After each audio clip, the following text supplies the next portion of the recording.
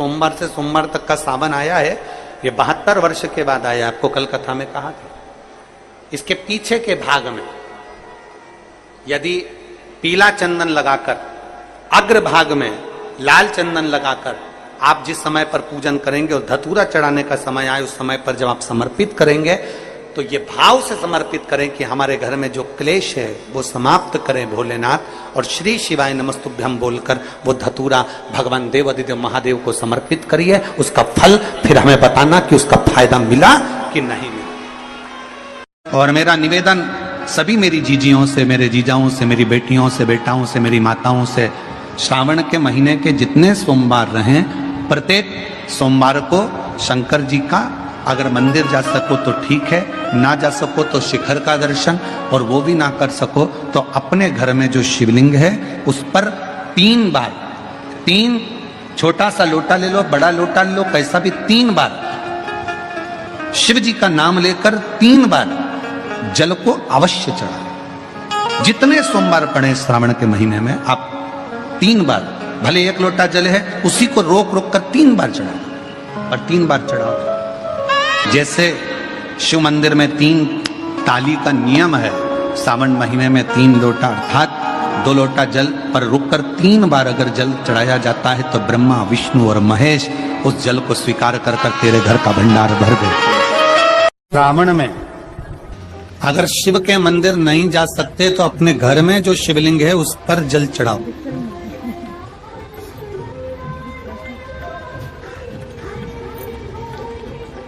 और यदि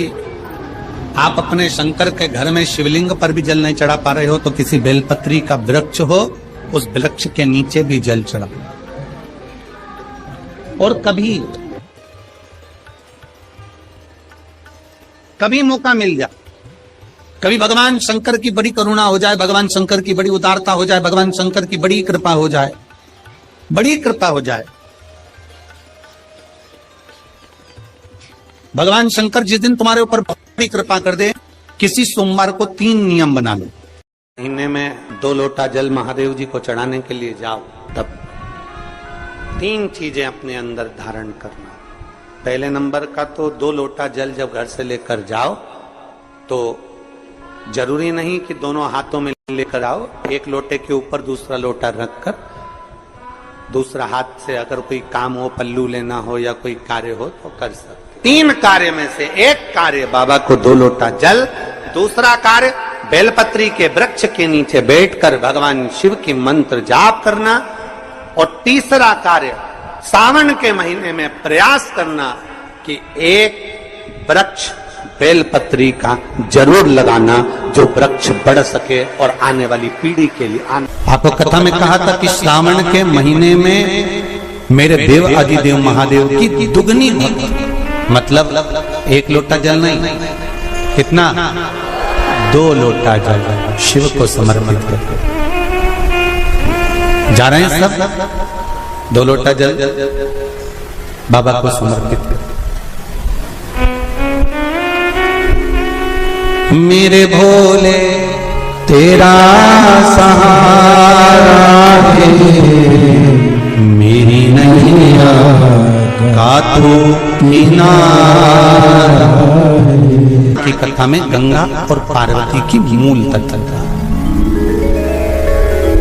जैसे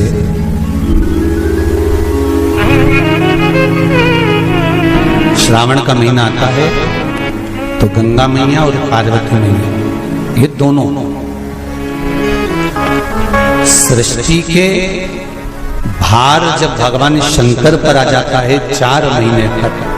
जिसको हमारे यहाँ चतुर्मास कहा, तो ये 4 महीना जब चतुर्मास का आता है तो सृष्टि का संपूर्ण भार मेरे देवादिदेव महादेव पर है। और देवादिदेव महादेव पर जब सृष्टि का भार आता है तो केवल अकेले महादेव इस भार को नहीं उठाता, इस भार को उठाने के लिए गंगा और माता पार्वती भी उनके नजदीक में आकर खड़ी हो जाती।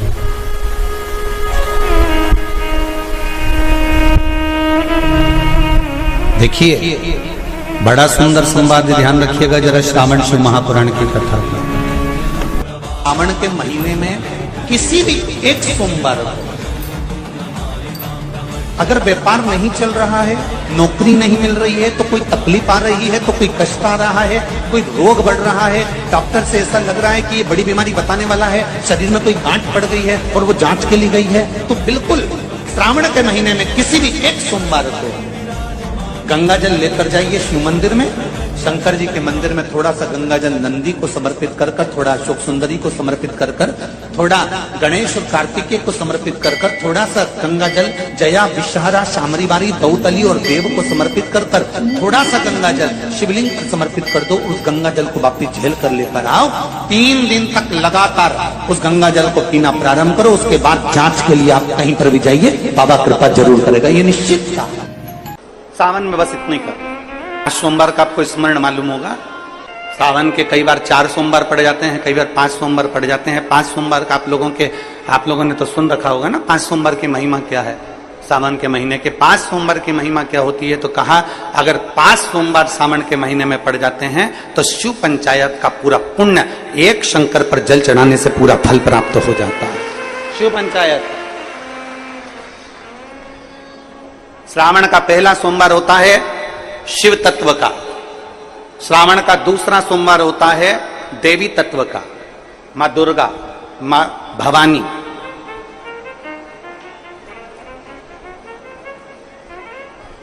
आप लोगों ने शिव पंचायत शिव महापुराण की कथा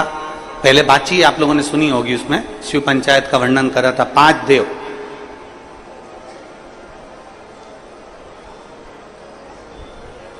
शंकर भगवान, स्वयं पंचदेवों में प्रथमता प्राप्त कर कर बैठते, मां दुर्गा, भगवान नारायण शिव पंचायत में, भगवान भास्कर देव और स्वयं भगवान शिव के सुंदर आनंद धारण करने वाले श्री गणेश पंच।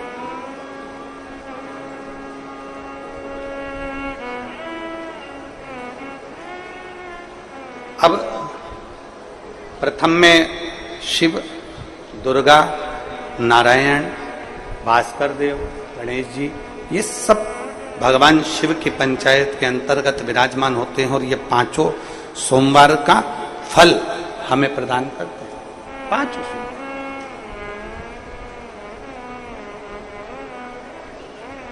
एक सोमवार की महत्वता है,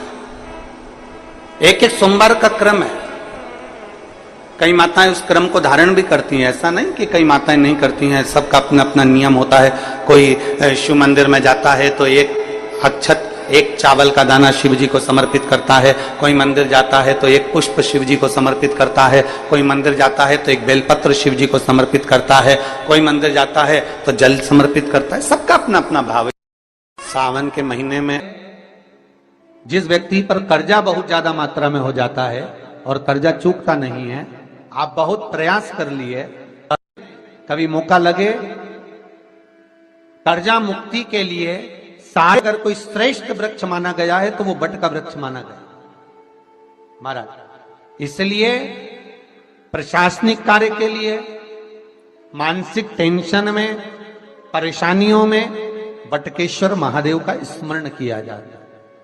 और यदि निवेदन करूंगा, बहुत ज्यादा यदि आपको कर्जा हो गया, बहुत ज्यादा कर्जा हो गया और वो कर्जा चूक ही नहीं रहा,